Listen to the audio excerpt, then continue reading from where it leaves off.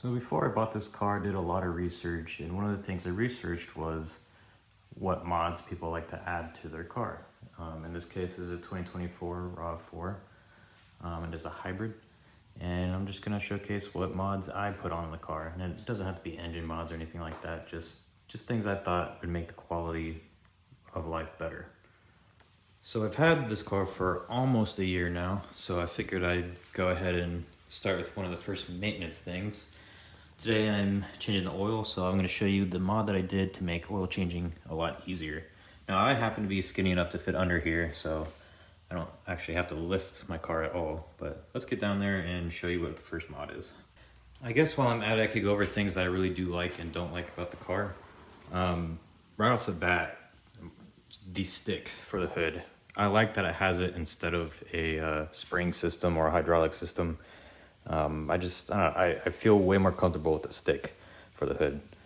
The headlights, so I've seen people complain that, you know, the sharpness of the beam is too sharp and the contrast between the light and the dark is just too much in the distance, but I've actually had no problem with it. The only issue I would have had is brights. They're not quite bright enough. So I thought about installing, I didn't make it in time for this video, but thought about installing a light bar somewhere down here, just for brights, but I've recently moved to the city, so it hasn't been as necessary. But out in the country, man, having a light bar there would be super helpful.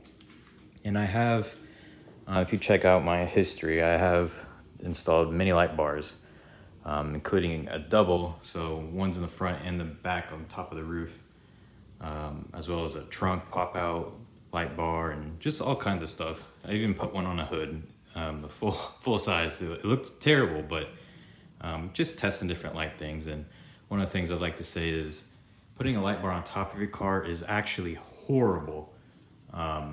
For some people, they experience whistling, which is, I didn't have that problem at high speeds. But one of the issues I did have is if it was raining, that light bar reflects it straight into your eyes as you're driving.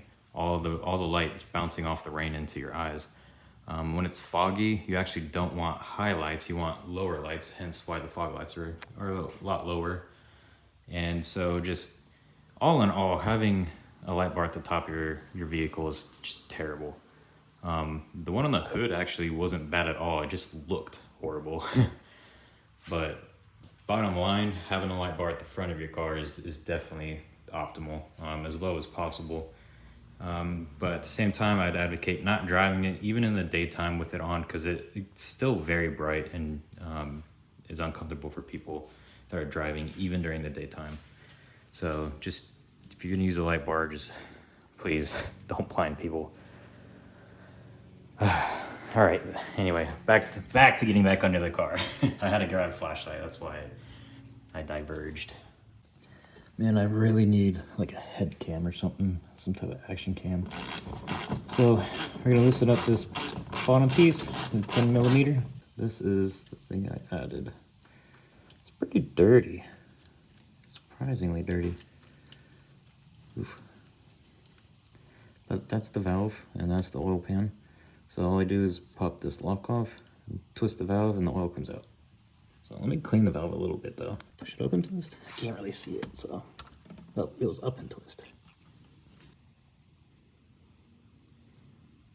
Looks pretty good. I have done a lot since some of my last car videos, so I think actually like the last one's probably the self-driving, but got married, got a house now, my own house. This is the first time I've ever had a garage. You know how nice it is to work on your car in a garage? Man, it's amazing. Stepping up in the world. I guess one or two more random things about it that I like and dislike. So I like that for the hybrid, for the gas mileage it gets, which I get about 42, and that's driving it pretty rough. I like that it has pretty good speed, 0 to 60, especially comparable to other hybrids and miles per gallon vehicles. But one of the things I don't like is probably the windshield wiper speed. sometimes I really wish it would go just a little bit faster.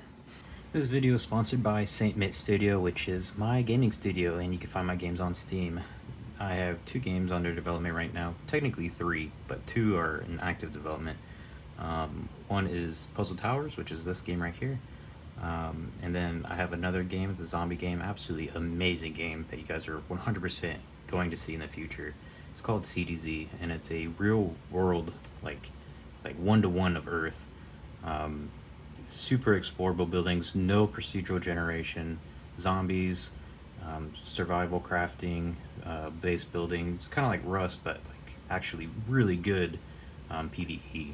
So feel free to check those out on Steam. This is Puzzle Towers and CDZ.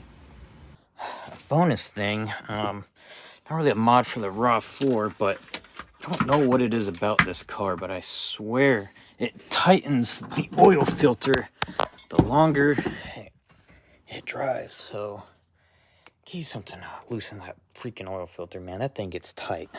Anyway, so while that's draining, let's talk about some of the other mods. So one of the first things right off the bat I noticed that I needed is reverse lights. So the standard reverse lights for Toyota are actually really crap. Now, if you want to use your backup camera effectively, especially at night, you would 100% want to upgrade your backlights into LED lights. But they work for all years of Toyotas, and they're great. Now, getting into the eternal stuff. So, one of the things I absolutely had to upgrade would be these guys. So, I don't know if you know, in the older Toyotas, especially the older 4Runner, so when you dropped this guy down, it had the standard drop thing. It also had a side one, but when you moved this over, it had another one right here, and it dropped down. So you could have your window, like your side window, and your windshield blocked from the sun at the same time, and it was great. And I don't know what they've done since then. This is at least 10, 12 years newer than that, and these things have downgraded considerably. So what I've done is the best ones I could find on Amazon for like $10, I think, at least, maybe $30 at most. This little visor, and I tested it for a little while, and it did good enough. So I got some double-sided tape and stuck this bad boy on there. So obviously it's got this part, it's got one right here and one right here. And the reason for that is every now and then the sun peeps through right here, and so I wanted to block that out. And obviously I got it on both sides, so the passenger can have it as well. The other complaint I would have is the moat thing for your garage. This is really thick. Like, that's astronomically thicker than it needs to be. So I haven't quite found a fix for that. I could obviously tape this, double-side tape this onto here as well, but I just haven't gotten to that part yet. So yeah, just all in all, quite a downgrade. I don't like, I don't know, that needs massive improvement, but this alleviates some of that a little bit. It's a little tacky, but it looks, with double-sided tape, it looks way less tacky than having bands all over the place. And it's not even, sometimes it would be like in here, so when you lifted this, the band would come across here and it would be impossible to close it again. So it's an improvement, just trust me on that. And then the other thing that I've upgraded is the camera system. So after watching man, what is that YouTuber's name that he just tests absolutely everything? It's like Farm something, I don't know, but this was one of the recommended cameras. It's a Viofo A229 Plus, and it is a 3-channel, so that means there's 3 cameras. We got the front camera, we got the passenger, or the driver passenger camera, the internal camera, which is super important for insurance as well, to make sure you're not on your phone, because people will claim that. And then obviously the camera in the very back, which you can see right there. I think I need to raise it a tiny bit, but it's fine. It does what it needs to do. And you can see here I tied some jacks and stuff, 3-ton jacks and stuff. This car comes with a scissor jack. I 100% do not trust scissor jacks. If you can afford it, definitely get an actual jack and jack stands. It'll make your life a lot safer. So this Street 3 channel thing's great. It's got a Wi-Fi, Bluetooth thing, so you can connect to your phone and download things directly off of it, or you could just pull the SD card off of it and do it. The wire goes up in here, it goes around. This was a little bit cleaner before, but you know, it's been a little while, so it's settled. But it's a pretty clean install for only spending a few minutes on it. All right, and then the next thing that I've upgraded, you see right here, this looks like a GPS, but this is actually a comma self-driving unit. Now, it is not a full self-driving system like Tesla would have, but it is pretty darn unique and useful. Now, if you have driven a Toyota, newer ones especially, at all, you'll know that the cruise control is kind of ass. So the radar is great, but the actual lane sustain is, there's a lot to be desired from it. So it will ping pong between the lanes, and it is miserable, and you cannot trust it on bends and turns and stuff like that. And that's where this handy dandy guy comes in. So that thing used to be $3,000. I got it on sale for $1,000, and I think it's like on sale for $800 again. So the guy who developed this is the same guy who first started cracking iPhones.